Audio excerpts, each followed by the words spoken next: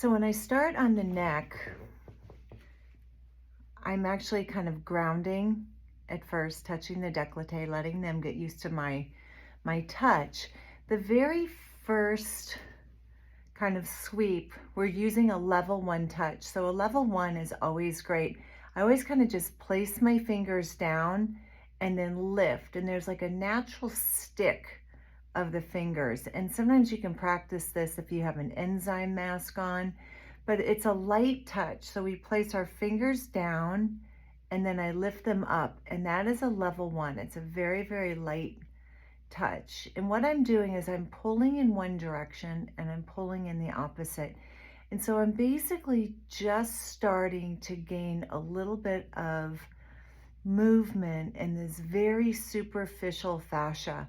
And the movement is very slow. And in the beginning, you will be moving your hands, but as you practice, your hands will almost just start to move on their own. And that's the true release of this superficial fascia. So as you can see, I kind of go in opposite directions. I let my one hand go up, and then I let my lower hand go down towards the décolleté. And I complete this movement lightly just for the first kind of half of that neck. Then I go and I'm placing my hand to ground the skin or to kind of create an anchor. And now I'm going in at a level 2. And when we do a level 2, you're really kind of going down to the tissue that adheres to the muscle. And I'm again just kind of letting my fingers transverse across the tissue as it allows me to go. Now, fascia likes to spiral, so sometimes you'll notice my fingers spiraling around the neck area.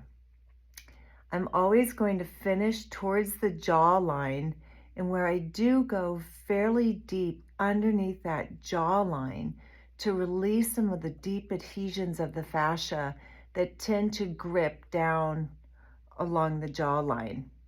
After I've complete this side, I just gently shift the head to the other side and I repeat that same pattern.